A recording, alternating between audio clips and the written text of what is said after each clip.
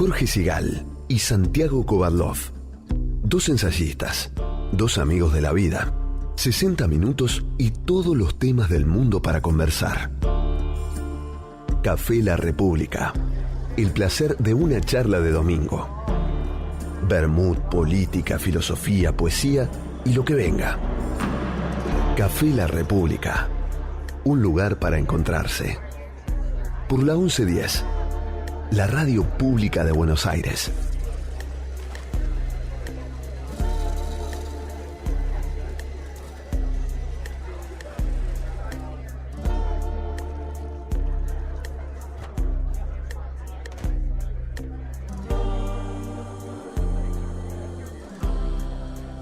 Muy bien, estamos pasadas las 13 con el boliche de siempre, Café La República, y entonces vamos a escuchar la palabra de mi amigo Santiago Kovadlov.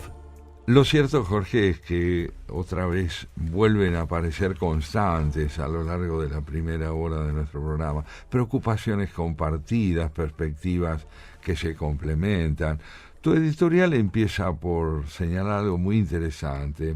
Yo diría que hasta no hace mucho tiempo la acepción dominante en la concepción de la grieta era entre posturas políticas, era entre concepciones de la vida social, entre valores que debían regir la organización del quehacer político, ese concepto que introdujo en su momento el recordado Lanata. Toma en tu editorial de hoy otro carácter. ¿Por qué? Porque vos hablás en este editorial de otra grieta, complementaria de esta primera, no reñida con ella, pero distinta en tanto señalás una grieta entre ciudadanía y política, sin más. No hacés diferencias entre partidos o entre orientaciones ideológicas de partidos. No, hablas de una distinción importante entre los políticos y la ciudadanía.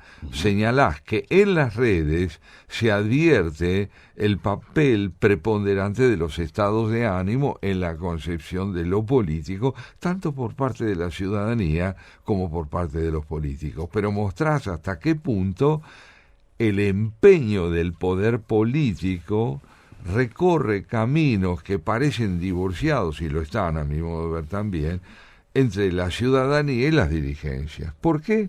Porque los políticos fundamentalmente no responden con su proceder en las redes, repitámoslo, a una concepción de la política que vaya más allá de la emocionalidad, que privilegie proyectos, que ponga a consideración de la gente primordialmente tareas, sino que las tareas son presentadas ante todo como logros del poder.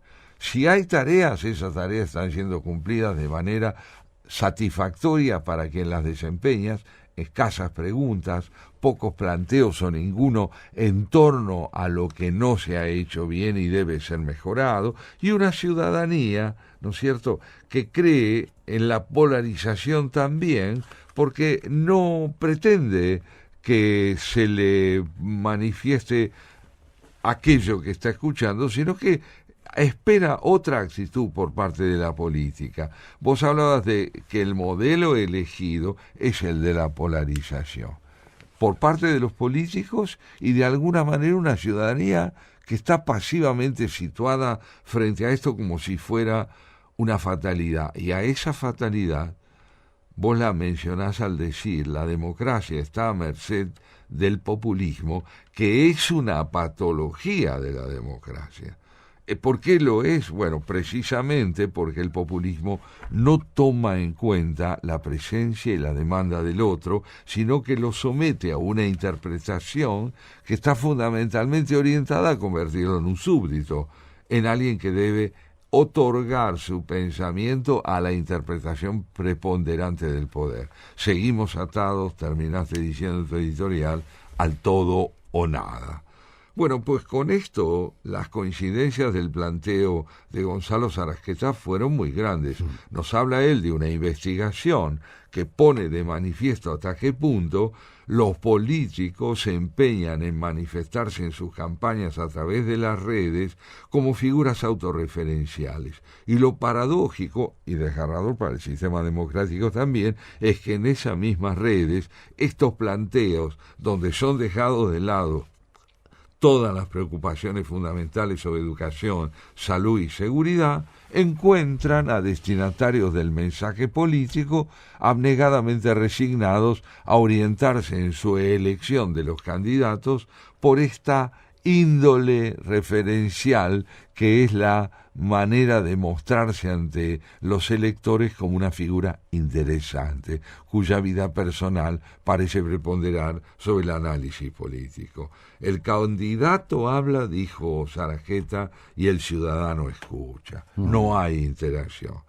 Este modo de ver también encuentra una lectura para mí muy interesante en nuestra entrevistada Mercedes Giuffré, que nos viene a contar que la historia, siendo siempre materia de interpretación por parte de los investigadores, no le priva de lugar a una interpretación también literario, ficcional de esa historia cuando se trata de personajes como Ana, la fundadora que acompañó a Garay en el viaje hacia la fundación de la ciudad de Buenos Aires. ¿Por qué lo digo? Bueno, porque este personaje aparece como un protagonista muy activo en la creación de realidades. Es un personaje que, soslayado tradicionalmente por una perspectiva que tiende a privilegiar el papel de los hombres, de pronto ignora hasta qué punto las mujeres han cumplido una función no menos protagónica en la realización de aquellos hechos que han tenido verdadero valor paradigmático en nuestra historia. Protagonismo, la ausencia de protagonismo, la acepción entonces tradicional de la grieta como división entre políticos, apareciendo de pronto ahora como expresión de un abismo entre los intereses de una sociedad que fuera del campo de las redes aspira a proyectos políticos que mejoren su situación y políticos que siguen en las redes encantados transmitiendo nociones sobre su persona como fuente de atracción electoral. Muy interesante, Santiago, por supuesto. Coincido absolutamente con toda tu interpretación, que es una lectura fina de lo que transcurrió en la primera hora del programa, y me parece que una de las cosas principales, Santiago, es entender que la grieta no es una consecuencia, es una política deliberada. No es una consecuencia de particiones que están en la sociedad, que vos podrías decir, bueno, una revolución o un golpe, digamos, una guerra civil, están provocados por particiones que se enclavaron ahí en la sociedad. Esto es fomentado, esto es deliberado, y esto es lo que nos dice Gogo. Sí, esto es deliberado. Sí. Yo exalto las pasiones, yo exalto la emocionalidad y te digo, vos dejámelo a mí. Vos dejá que yo te lo voy a resolver. Yo soy tu líder, yo soy tu candidato, vos, una vez que me das el apoyo, te retirás. Te retirás y me seguís. Y entonces, perdón por la extensión, Santiago, pero creo que la consecuencia, que lo hemos hablado muchas veces con vos, es que esta opción por el populismo nos lleva a estar siempre pendientes de quién gana para saber si el modelo va a seguir o no va a seguir. Que es una cosa de democracias, en mi opinión, inmaduras. Muy bien, ¿no es cierto? Marcado, muy bien marcado, porque lo importante es esto. Una política madura, una democracia madura, tiene como rasgo distintivo la posibilidad de que la alternancia en el poder entre fuerzas de distinto orden no comprometa la solidez del sistema. Claro. Pero aquí estamos totalmente pendientes de algo que tiene que ver, por lo que la experiencia demuestra, con la continuidad de un único modelo. Exactamente. La continuidad o el quiebre. Claro. O vamos a un quiebre. O vamos a un quiebre. Es decir, si realmente el populismo sigue teniendo vigencia en el modo de proceder político, da lo mismo gane quien gane, porque no se renueva la concepción de lo político que permita el fortalecimiento de la democracia republicana. Claro, con el agravante de que el miedo a que un modelo se lleve al otro, porque, insisto, es una lógica revolucionaria. Es decir, no estamos eligiendo entre variantes de la democracia. No. Estamos eligiendo entre sistemas. El falso planteo es o me elegís a mí o vuelve el modelo anterior, para decirlo en términos de hoy. Sí. No puede ser esa la única opción de la democracia. No, es una falencia de la democracia. Finalmente no es una opción de la democracia. Claro, no es una opción de la democracia. Porque, como bien decías, lo que desaparece con esta lógica es el papel protagónico del ciudadano. Claro. El ciudadano, es decir, el ser que está perfilado significativamente por su función crítica, por su capacidad de transformar en preguntas, interrogaciones y planteos todo aquello que puede ser de interés para él en el orden del desarrollo del país, cede ante la exigencia velada o abierta de que la conducción por parte de los líderes hegemónicos absorba la identidad del ciudadano, claro, y lo aniquile como protagonista. Déjalo conmigo. Claro. Déjate conmigo. Claro. Desaparece, yo claro, me ocupo de vos. Conclusión: no participa la ciudadanía en el debate de las leyes más importantes que se están discutiendo en el Congreso y que son fundamentales, claro, ley laboral y presupuesto de la República, porque no está invitada. Sí. No estás invitado a participar. No, ya delegaste en alguien tu representación. Exactamente, vos vas a poder votar y optar en la próxima elección. Y entonces el sistema es precario, el sistema está siempre temblando, que esto es lo que algunas democracias de Europa no tienen. Claro. Me refiero, bueno, nosotros siempre damos el ejemplo de Portugal, porque en Portugal donde también hay polarización, pero sin embargo hay acuerdos básicos. Bueno, el tema de los consensos es fundamental para el sostenimiento del sistema. Claro. La polarización aparece dentro de las instituciones en Argentina, una polarización que es ideológica. No se habla de un mismo sistema, se habla fundamentalmente de una sustitución de figuras por otras, representando una misma mentalidad que es la intolerancia. Claro, qué interesante. Y una cosa que en realidad a modo de consulta, me quedé pensando en Mercedes Giuffre y en el relato histórico, y me acordé que Erich Hobsbawm siempre dice que el historiador es un novelista, un narrador. Sí. No se puede equiparar la historia con las ciencias exactas. Muy bien. Y lo probó ella cuando dijo hay distintas interpretaciones de un mismo fenómeno. Claro. ¿Qué son esas interpretaciones sino puntos de vista personales? Interesante. No es posible hacer historia sin poner en juego la propia subjetividad. Claro. Y lo interesante políticamente hablando de esta concepción de la historia, sí, que pone de manifiesto el papel del punto de vista personal, es que cotejar puntos de vista contribuye enormemente a poder matizar la interpretación de los hechos históricos, advirtiendo que nadie da en el clavo de manera definitiva. Café La República. La hora de la tertulia entre amigos en Haciendo Pie. Con Jorge Sigal y Santiago Kubalov.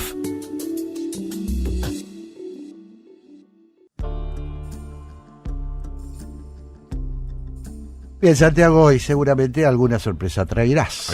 Claro, tanto hemos hablado de lo esencial para nosotros en el transcurso de esta primera parte del programa, sí, que olvidé mencionar a quien va a aportar a estas reflexiones que tanto nos interesa y que es nuestro invitado de hoy, Fernando Savater, un pensador español que con su solo nombre ya dice muy bien en qué rumbo va, ¿verdad? Absolutamente, un pensador y un polemista impresionante. Sí, ¿no? Notable. Un hombre, bueno, justamente recientemente entrevistado por Ana Donofrio, sí, para el suplemento Ideas del Diario de la Nación de este sábado pasado. Gran entrevistadora. Ana Le ha hecho un reportaje. Querida compañera de trabajo, sí, muchos años, gran periodista. Estoy de acuerdo contigo y lo demuestra una vez más en esta charla con Fernando Savater, bueno, muy conocido entre nosotros principalmente por la repercusión alcanzada por su ética para Amador, pero autor de obras muy importantes en el campo de la narración, del teatro y naturalmente del ensayo filosófico. Hombre nacido en junio de 1947, es decir, que ya está con 79 años más que cumplidos, ha evidenciado en este reportaje al que nos referimos una potencia reflexiva y una consistencia conceptual notables. Por ejemplo, Ana Donofrio le pregunta acerca de la España en la cual él vive hoy. Y él dice, en España tenemos que combatir al gobierno, a Pedro Sánchez, que es el peor presidente que hemos tenido desde que empezó la democracia, y también a los apoyos que tiene para mantenerse en el poder. Como no tiene mayoría, debe apoyarse en los separatistas, algunos herederos de la violencia de ETA. Los separatistas catalanes, con todas sus imposiciones, son aliados por necesidad. Sánchez había dicho que no se iba a reunir con Podemos, que no se iba a reunir con Bildu, y sin embargo se ha reunido con todos ellos porque no tiene más remedio. Cuando habla de Bildu, Jorge, se refiere a la coalición política vasca de izquierda independentista, y pone de manifiesto ya desde el inicio del reportaje en qué consiste su discrepancia profunda con el presidente de gobierno español, Pedro Sánchez. Es que Sánchez no tiene palabra. Él dice, soy capaz de sostener una postura, mañana tiene la contraria, y lo único que le importa es sostenerse en el poder al precio que fuere.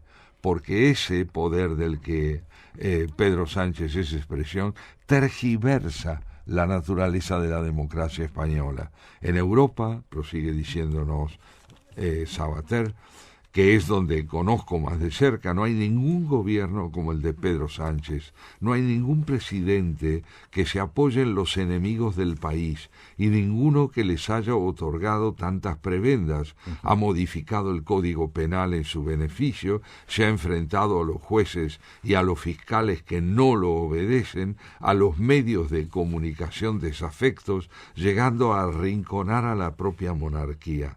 Antonio Elorza, historiador español y columnista, que ha sido un poco el maestro del pensamiento político de muchos de nosotros, dice Sabater, publicó hace poco en The Objective, The Objective es el medio de difusión en las redes donde suele publicar Sabater, publicó un artículo titulado El dictador. Es una explicación de cómo hay dictaduras que nacen dentro de la piel de una democracia, pero luego van virando, y esto es un fenómeno que no es nuevo. Proviene, como cuenta este historiador español, de la antigua Roma, con emperadores que acabaron con el planteamiento republicano, Augusto especialmente, y convirtieron la república en otra cosa. Creo que efectivamente en España hay una estructura exterior democrática que se mantiene, pero dentro ha crecido una autocracia, un autoritarismo y una colonización de las instituciones por un sectarismo muy particular. Lo dice Fernando Sabater, que es un hombre, recordémoslo, que proviene del progresismo español, que se reivindicaba como progresista y hoy está enojadísimo con la izquierda woke, esa izquierda que ha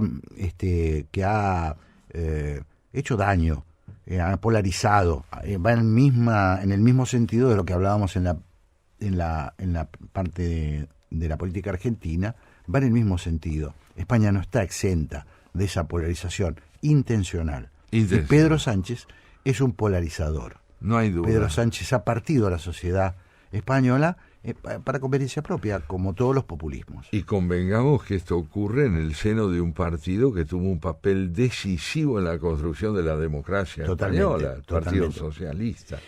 Ha traído, entre otras consecuencias, que muchos periodistas, escritores, y sobre todo escritores, nosotros hemos crecido, Santiago, esto te lo cuento desde el punto de vista profesional, sí, al calor de los las grandes firmas de los periódicos españoles, sobre todo del País. Sí. Eso ha entrado en la grieta. Muchos de esos columnistas con los que nosotros nos solazábamos, disfrutábamos muchísimo al comienzo de nuestra democracia. Ajá. El país era un modelo. Sí. Eso también lo pudrió Pedro Sánchez. Así es, Lo así pudrió. Y muchos de ellos se fueron, entre otros, a este periódico de The Objective. Objective, Exactamente. sí. Claro, digámosles a nuestros oyentes que Sí. estos exiliados del país, Sí, sí. como es el caso de Fernando Savater y de otros grandes columnistas españoles, tiene lugar cuando el país, que efectivamente era un modelo de periodismo, de libertad de opinión, de capacidad crítica, se pliega a los procedimientos de Pedro Sánchez y deja de tener, yo diría, fidelidad al ideal primordial del periodismo en el que nosotros creemos, que es el periodismo crítico, cuya solidaridad con la democracia se manifiesta a través de la libertad interpretativa con que juzga los actos de gobierno, las conductas de la política en general. Cuando Ana Donofrio le pregunta a Savater, ¿quién mantiene a Pedro Sánchez tan firme? Sí. Él responde, bueno, que tiene una cara dura impresionante, puede negar una cosa el lunes, afirmarla el martes, desmentirla otra vez el miércoles, y gracias a eso se mantiene en el poder, aunque sea de manera muy precaria y sufriendo constantes revolcones. En Europa hoy por hoy, Sánchez es único. Ni siquiera creo que haya fuera de Europa muchos parecidos. Quizá Trump, que es también bastante pintoresco y capaz de hacer cosas que, en fin, sorprenden a propios y extraños, pero ni siquiera creo que pueda compararse, porque de vez en cuando Trump hace alguna cosa que está bien. Nunca. Creo que es imprescindible que de una forma u otra la derecha se junte si queremos librarnos alguna vez de la pesadilla que tenemos ahora. Y adelantémosles a los oyentes, cuando él habla de la derecha, habla de esa parte del sistema político republicano, democrático, en el cual izquierda y derecha están al servicio del centro, es decir, del bien común compartido, que en términos de matices pueden diferir, pero que no atacan jamás los valores fundamentales que le dan vida al sistema republicano. Claro, habla fundamentalmente del PP, Sí. no de Vox. No de Aunque Vox. no lo menciona, pero uno entiende que él está apostando por el centro, centro-derecha. Sí, él está optando por el centro-derecha y aclara. Digamos también, Santiago, que la grieta, esta partición en España, esta novedad en España, que es semejante grado de enfrentamiento entre, bueno, nosotros sabemos muy bien de qué hablamos, ¿no? Sí. Creo que estamos. Ha incluido incluso una pelea con su hijo, con su propio hijo, con Amador, ¿no? Sí. Bueno, en fin, la grieta es muy dañina, esto La quiero decir. grieta afecta, como bien sabemos los argentinos, las relaciones familiares. Es impresionante, y personales. ¿no? Sí. Y allí pasa en España. Añade justamente Savater, en España hay una superstición política muy acendrada y es una herencia franquista. Justo ahora que se cumplen 50 años de la muerte de Franco. Esa superstición es el miedo, el odio, la repulsa a lo que llaman la extrema derecha, que no es más que la derecha en cualquier caso. ¡Ay, que viene la derecha! Es la única justificación que ha sabido dar Pedro Sánchez para su forma de gobierno. En España tiene una especie de escapulario esta idea. Cualquier cosa que haga está bien solo porque es de izquierda. En este país todavía hay que dar explicaciones por ser de derecha y en cambio uno puede ser de izquierda y no dará nunca ninguna explicación y siempre quedará bien.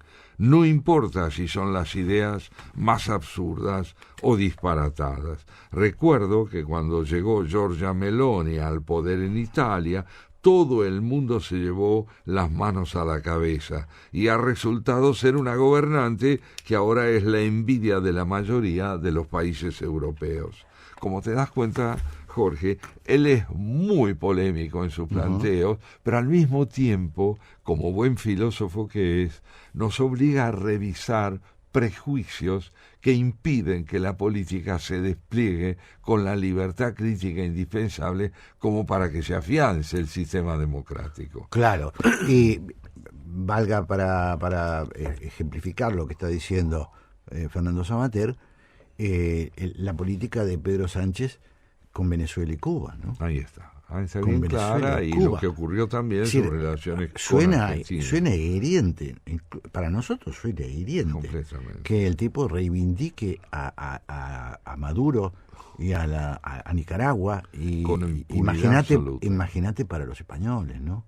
Sí, pero justamente él mismo, esa expresión, en tanto podemos atestiguarlo a través de reportaje, de una España que se sostiene críticamente en la postura de recordar la deuda contraída con España, con su pasado más reciente, con ese socialismo que encarnó, ¿no es cierto?, tan maravillosamente Felipe González, y que tuvo la posibilidad de que la transición a través de la Moncloa se efectuara de un modo que puso de manifiesto los frutos tan fecundos que genera la comprensión crítica del Y pasado. es un ejemplo de la convivencia política, ¿no? Ahí Es está. el ejemplo, por lo menos para nosotros, latinoamericanos o hispanoamericanos, ese acuerdo que deja de lado, a ver si digo, Santiago, para que se entienda bien lo que estamos hablando, un país fracturado por una guerra civil, un país ensangrentado. Eso se deja cuando, ya previo a Felipe, pero sobre todo con Felipe, hay un acuerdo con el PP y dice, bueno, vamos a tratarnos como gente civilizada. Claro, representamos matices de un interés común, que es justamente esto que llamamos el centro. Exacto. El centro es el repertorio de valores compartidos por quienes no coinciden. Absolutamente. Nos dice luego, esta idea de que hay que evitar que gane la derecha es radicalmente antidemocrática, porque la democracia es que haya derecha y que haya izquierda, y que haya centro, claro, fundamentalmente. La democracia es alternancia en el poder, leyes liberales, respeto hacia el contrario. Ahora que asustan con el regreso del franquismo, la extrema derecha, digo que los que están resucitando a Franco no son precisamente los franquistas, son los antifranquistas que han venido después. Esto, Jorge, tiene mucha relación con lo que venías exponiendo en tu editorial. Si la política básicamente consiste en sembrar miedo, en decir, si no nos votan a nosotros, vuelve el pasado, es el reflejo de una posición fuertemente antipolítica en sentido democrático, ¿no? Es que quieren acabar con lo que fue el franquismo, con lo primero que hay que terminar, si uno quiere eso, es con el autoritarismo, con el sectarismo de partido, el colonialismo de las instituciones. Palabras de Fernando Savater que pueden ser trasladadas perfectamente a escenarios como el de nuestro propio país. Absolutamente, absolutamente. Bueno, en realidad es un problema mundial, es la política del populismo que hoy es predominante, diría yo, en casi todo el mundo, Santiago. Así es. No es un problema solo de nuestro país, no es un problema solo de las democracias latinoamericanas, sino que se ha instalado como un problema universal, ¿no? Y España está en esa situación. Los que dicen que ha muerto la democracia, ¿no? Dice Fernando Savater ante la pregunta de Ana Donofrio sobre el porvenir del sistema, que está agotado, dice, de ninguna manera. Hay una tendencia general para llamar la atención y salir en los titulares de los periódicos. Es como los que dicen ha muerto la novela, ha muerto el cine, ha muerto el arte, ha muerto la democracia también. Pero admito que la democracia en España ha retrocedido. Nunca creí que iba a vivir una degradación como la que tenemos ahora. Y sabe usted, el responsable es el ciudadano. El ciudadano es responsable de la democracia. La diferencia esencial de la democracia respecto a otros regímenes políticos es que la democracia, en ella, la culpa de lo que ocurre en el país la tienen los ciudadanos, no las fuerzas exteriores. Yo he vivido 30 años de mi vida en una dictadura explícita como fue el franquismo. Y ahí la gente hacía su vida, se había acomodado con Franco, era lo que había, era lo que tocaba. Sabíamos que el responsable de lo que ocurría en España era Franco, no los demás, pero ya no estamos en el franquismo. En una democracia, repito, los responsables de lo que ocurre en el país deben ser siempre los ciudadanos, y frente a los matones no hay nada peor que sentarse. Qué bárbaro. Qué extraordinario, qué contundencia y qué claridad. Y qué reflejo de una partición dramática de la sociedad, ¿no? Sí, dramática, dramática. Porque los españoles están, claro, no en el contexto que estamos nosotros, que siempre la grieta nos pone en riesgo de volver a cero.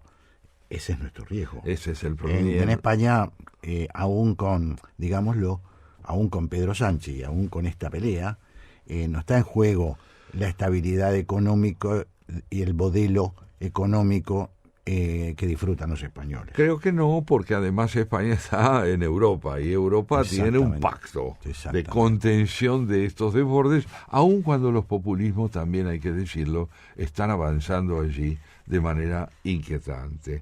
Pero el punto de vista de Sabater culmina, digo yo, en este reportaje de un modo muy importante. Él le pregunta a Ana Donofrio qué le quita el sueño hoy a él, que ya es un hombre grande. Y dice, no, a mi edad, bueno, lo único que realmente me preocupa, además de algunos problemillas, como dice él, de salud, es que me gustaría hacer más por la democracia, pero ya no me queda tiempo en el reloj. Aquí yo pensé esto. Él nos dice, yo he envejecido de algún modo y ya no tengo las fuerzas que tenía para seguir combatiendo, cosa que este reportaje desmiente, por un lado. Pero también nos dice algo, hay un legado que va de generación en generación. Esta pasión por la democracia, que debe ser reconquistada en España y en tantas partes del mundo, es misión. Y es la misión de los ciudadanos. Y todo el programa de hoy estuvo recorrido por una demanda a la ciudadanía de mayor participación, de mayor responsabilidad, de escapar al hechizo de las redes, entendidas como un elemento paralizante, y de devolverle a la política la responsabilidad subjetiva y personal que permita que los políticos se sientan más exigidos en su contacto con la ciudadanía para que la grieta entre la opinión pública y el poder no se sume a la tradicional discusión entre intereses partidarios. Absolutamente, creo que a la precariedad argentina se le suma una menor tradición, insisto, democrática, una menor consolidación de la democracia. Ha sido un quiebre muy grande el kirchnerismo, ha sido un quiebre muy grande en la consolidación de la democracia que habíamos empezado y tuvimos muchos accidentes nosotros en la transición democrática, muchísimos accidentes, desde el inicio, en 1983, sublevaciones militares, juicio a las juntas, peleas y discusiones que todavía no están saldadas, como para que nosotros terminemos en esta simplificación que significa el populismo, ¿no? Optando por blanco o negro, y haciendo desaparecer cualquier opción centrista. Esto que vos decías, Santiago, la reivindicación del centro como una necesidad, creo yo, del sistema, de la subsistencia del sistema democrático. Condición de posibilidad de la subsistencia del sistema. Es la reivindicación de la Constitución como columna vertebral de todo lo que pueda ser un movimiento político, un proyecto de desarrollo, un concepto de convivencia. Sin duda alguna es así, pero recordemos también que la decadencia de nuestra democracia a partir de todo lo que significó el kirchnerismo también encuentra desgraciadamente su origen en las debilidades que el intento de asentar la democracia en los principios fundacionales de 1983 impidieron que pudiéramos avanzar como queríamos en la dirección deseada. Tal cual. Bueno, me parece que hemos tenido un invitado interesante, un invitado con enorme actualidad, un invitado que nos trae una polémica que nos suena, que tiene aroma familiar, tiene un aroma familiar es parte de los problemas que tenemos en nuestra propia familia y por lo tanto me parece muy interesante. Es impresionante la combatividad de Sabater, es impresionante la combatividad de muchos polemistas, columnistas.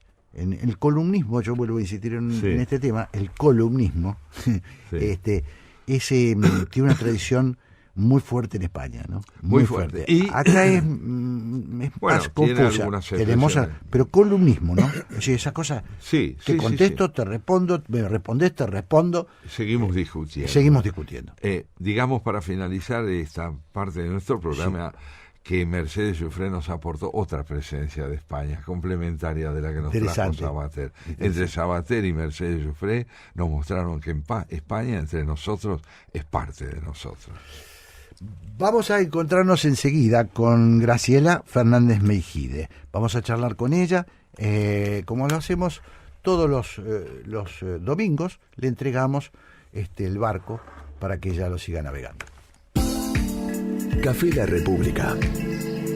Jorge Sigal y Santiago Kovadlov conversan en la Radio Pública de Buenos Aires.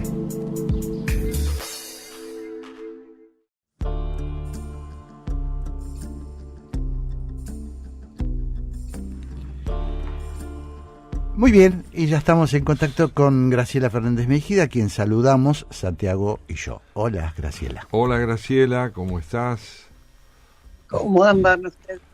Muy bien, acá debatiendo en torno a las configuraciones de la grieta. Vamos a ver si te contamos un poco. ¿Le contamos, Jorge? Vamos. Bueno, sí, hicimos una introducción, Graciela, como hacemos siempre en el programa, tratando de definir qué significa. Bueno, en realidad, a propósito de que se están discutiendo leyes tan importantes en el Congreso de la Nación, como son las leyes laborales y el presupuesto de la Argentina, y qué grado de conexión tiene eso con lo que la ciudadanía conversa. ¿Hasta dónde estos son temas que están en la ciudadanía? Y decíamos, la ciudadanía y la política están divorciadas. ¿Vos crees? ¿Qué? Divorciadas. Hoy hablan de cosas distintas. Y esto es una preocupación. Sí, es cierto. Es totalmente cierto. Cuando vos lo ves, cuando hay... Yo todavía no tengo claro una cosa. Sí. ¿Qué pasa con la cantidad de gente que no vota? Que no vota nada. Que no va a votar. Eso no sé qué expresa y bueno, no sé si alguien puede decirlo. Claro. Pero realmente cuando vos ves que hay gente que dice no llego a fin de mes, o que te avisan que los negocios, las ventas bajaron, no solo las cuestiones más menos lujosas, más que uno necesita más, sino también aquello que se necesita, por ejemplo, para las fiestas. Claro. Ya ahora encima las fiestas, va a ser una prueba eso. Por supuesto. Sí. La idea nuestra en el desarrollo del programa de hoy fue que a la concepción tradicional de la grieta, que era la que enfrentaba a fuerzas políticas que representaban intereses al parecer irreductibles, intransigentes, se le sumaba en el editorial de Jorge de hoy la idea de que entre la política y la ciudadanía, en consecuencia, empieza a producirse, ya no entre partidos o fuerzas distintas, un rumbo diferente. En las redes la presencia del discurso político es autorreferente, autoelogiosa, autovalorativa o despreciativa del significado del otro. En la ciudadanía y también en las redes se notaba cierta tendencia a no sentirse representado por líderes que plantean programas de trabajo, sino por figuras que de algún modo dejan de lado el planteamiento de esos programas para privilegiar de alguna forma referentes que son más o menos atractivos en función de lo que dicen de sus propias vidas personales. Bueno, yo creo que es bastante, me parece a mí, es bastante lógico. Hace rato que no hay referentes en los que se pueda confiar en el tema político. Fíjense ustedes de Alfonsín para acá, sí, para no ir tan lejos, ¿no? Siguiendo a Alfonsín, por ejemplo, que es como un personaje más querido o extensamente más respetado.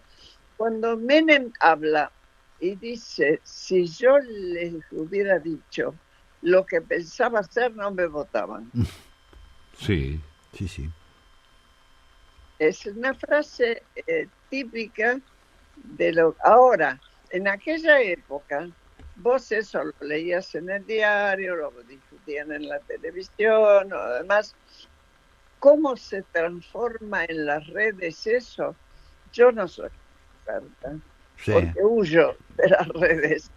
Sí. No, pero Graciela, lo que sí está claro, porque hay gente, y nosotros hoy entrevistamos a una persona que se dedica, que han hecho un estudio en realidad de la Universidad José Cela de España, han hecho un estudio donde todo esto está cuantificado, está cuantificado.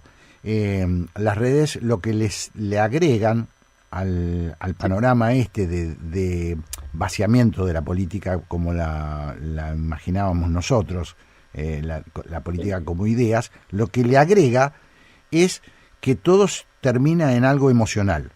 Entonces, si no se discute, digo, para dar un ejemplo que usamos acá, Santiago, en el programa, que conversábamos con Santiago, si vos tenés que tratar a un enemigo, porque en las redes son enemigos, amigo o enemigo, si vos no discutís el contenido, por ejemplo, de lo que vos proponés con respecto al aborto, si no te digo asesino. Es decir, yo ya te califiqué. Y eso no es una forma de la discusión, sino una forma parecida a la guerra, que es lo que en definitiva produce el populismo. Esa sensación de que hay que optar entre dos modelos, que siempre estamos eligiendo entre dos modelos posibles. Y eso es un poquito lo que está rigiendo el destino de nuestra apatía política. Hay que esperar a que nos vuelvan a proponer patria o muerte, para decirlo en términos viejos. Bueno, ahí de algún modo hay una explicación a lo que Graciela planteaba, Jorge, que tiene que ver con la indiferencia social a los procedimientos seguidos en los momentos electorales, ¿no? Claro, pero es también que la sociedad no está convocada. Sí. Si los políticos no convocan a la sociedad, Santiago, Graciela, no la convocan. O si lo hacen con la política del miedo. Sí, pero no te convocan a debatir. No. Te convocan a sumarte. Sí. La disyuntiva es dada por sentado. Pasta o pollo. Sí. Elegí. Entonces, porque eso es deliberado. Sí. Es deliberado. Claro. Es decir, bueno, esto lo hemos vivido en 20 años de kirchnerismo, hemos vivido así, y ahora lo estamos viviendo con este populismo de derecha, bueno, la propuesta que encarna Javier Milei de alguna manera, ¿no? Sí. Sí, por ahora es así. Claro. Por ahora es así. Ahora, yo no pierdo la esperanza de que vuelva a aparecer la necesidad de juntarse para armar una propuesta que tenga una caja de herramientas. Yo le llamo caja de herramientas porque no sé cómo decir otras. Sí. Que Milei tiene, donde tiene sus sierras y qué sé yo, pero que tenga otra caja de herramientas. ¿Cómo vas a hacer para manejar la economía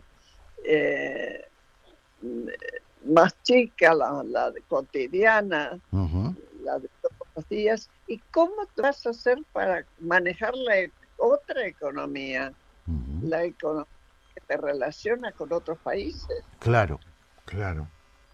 Eso. Sí, esa... De eso nadie está hablando.